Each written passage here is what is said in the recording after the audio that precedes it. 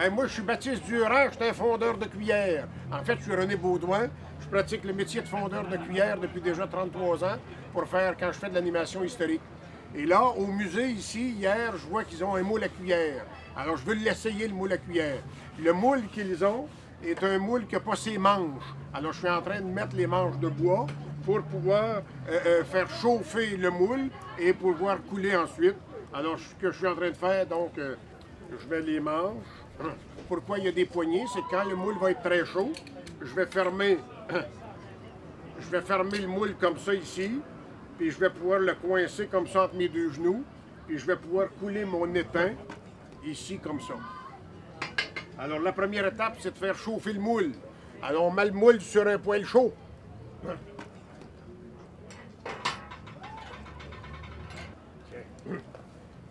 Fait que là, on fait chauffer le moule. Je suis en train de faire fondre mon étain également. Fait que là, vous voyez, l'étain est en train de fondre. Alors, je ne sais pas si on peut le voir. Mais là, j'ai pas assez d'étain pour pouvoir faire une cuillère avec ça. Donc, on va s'en rajouter. Ça, c'est d'autres cuillères que j'ai coulées. Alors, je choisis simplement des cuillères qui ne sont pas parfaites. Et donc, je vais les recommencer. Alors, je vais récupérer l'étain tout simplement avec ça. Fait que le fondeur de cuillère, ça, c'était quelqu'un qui se promenait de maison en maison puis de village en village. Puis quand il arrivait dans un rang, il se mettait à crier « Cuillère, cuillère à fondre! » Là, le fondeur de cuillère, qu'est-ce que c'est que des cuillères à fondre?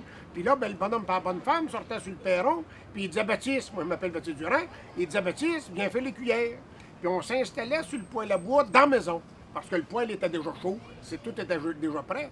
On sortait de notre poêle à nous autres quand on était sur la place publique, sur la place du marché, par exemple, ou des jours de fête, comme aujourd'hui. Puis là, on apportait notre poêle. Alors là, on prend les morceaux de cuillère qui sont brisés, ou les cuillères qui sont pas parfaites, ou des vieilles cuillères, puis là, on les recommence. Alors pour ça, donc, je vais simplement, ceux-là, les plier pour qu'ils puissent rentrer dans mon creuset.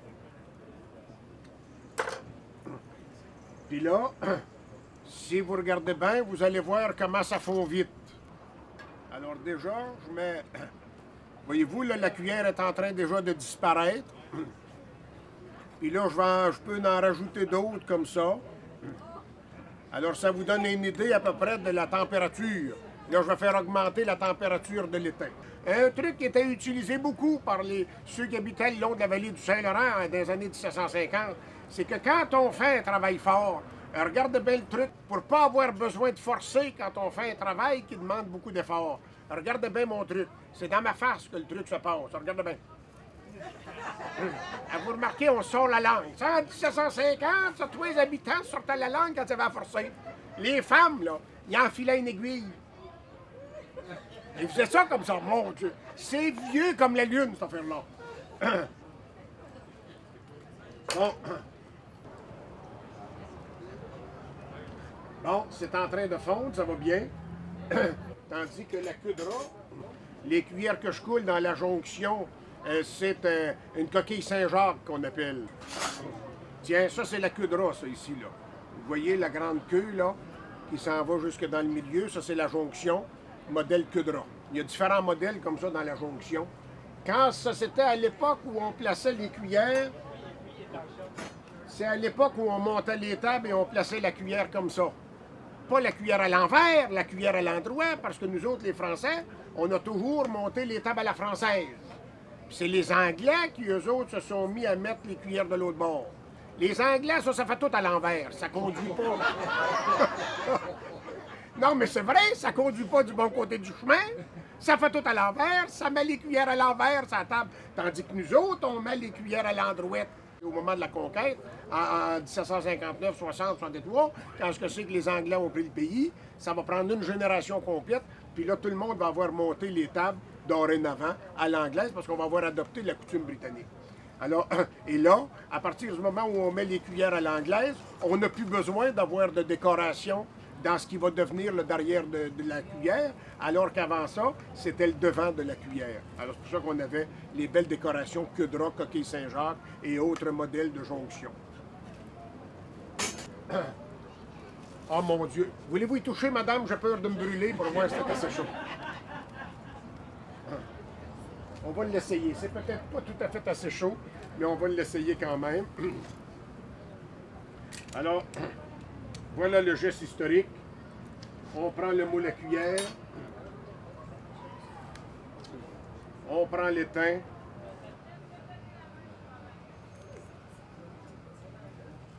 Puis là, bon, on va voir le jet de coulée qui va changer de couleur, qui va figer, ce qui indique que toute la cuillère est figée à l'intérieur. Alors là, normalement, il faut couler 4 à 5 fois pour arriver à avoir la bonne température du moule. Que la température soit homogène, bien harmonisée à l'intérieur du moule. Alors là, c'est sûr que celle-là sera probablement pas bonne. Ah! Ben savez-vous qu'elle n'est pas loin?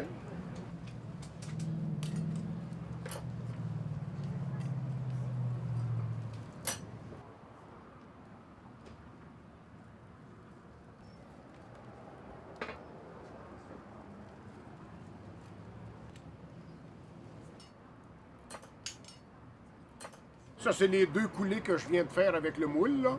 Alors, ici, on voit son jet de coulée. Fait que ça, on va couper son jet de coulée pour pouvoir ensuite finir la cuillère. Mais là, dans les 2 cas ici, le moule n'était pas tout à fait assez chaud encore. Alors, là, j'étais vraiment dans l'étape d'augmenter la chaleur du moule. Comme on ne travaille pas d'instrument, bien, la seule façon d'arriver avec une bonne température du moule par rapport à la température de l'étain, c'est de verser de l'étain dedans.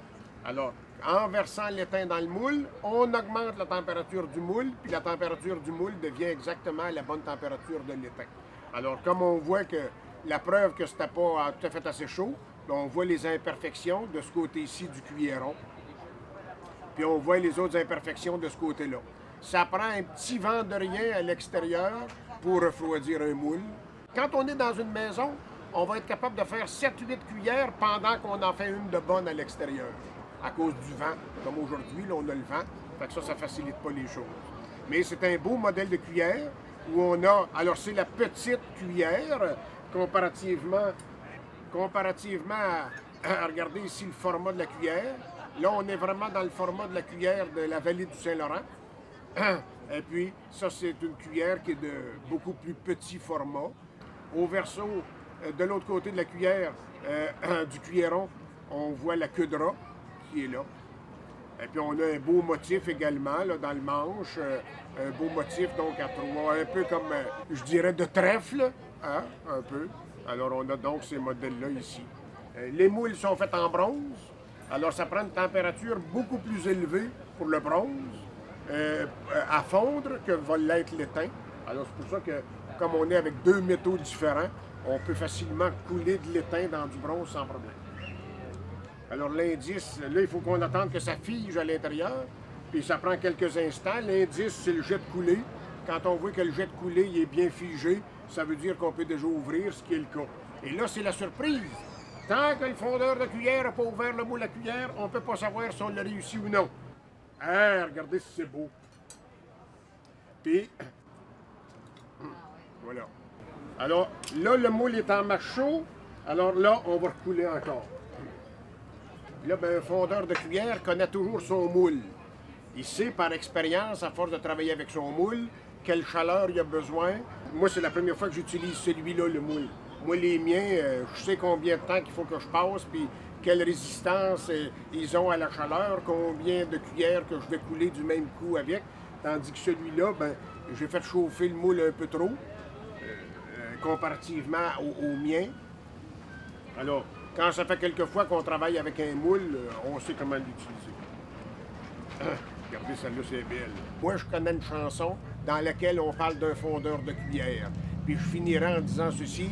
Moi, je fondais des cuillères, puis je faisais la belle affaire. Moi, j'ai toujours le cœur gai, et toujours je chanterai. Puis au Québec, on finit toujours en disant « Excusez-le ma chanson ». Merci.